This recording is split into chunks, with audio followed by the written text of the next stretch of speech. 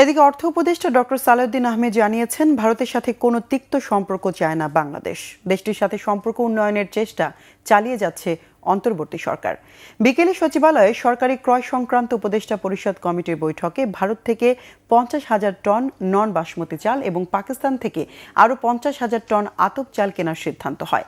বৈঠক শেষে অর্থ উপদেষ্টা জানান, ভারতের সাথে বাংলাদেশের অর্থনৈতিক সম্পর্ক আর কূটনৈতিক সম্পর্ক সম্পূর্ণ আলাদা।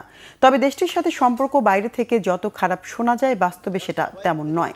তবে বাংলাদেশে ভারত বিরোধী বক্তব্য পরিস্থিতি জটিল করছে। ভারতকে নিয়ে যেসব বক্তব্য বাইরে দেওয়া হচ্ছে তা সরকারের নয় বলেও জানান অর্থ উপদেষ্টা। ভারতের ব্যাপারে আমাদের চিফ অ্যাডভাইজার রিচড আউট, উনি থাকা তো ডিটেল বলা যাবে না।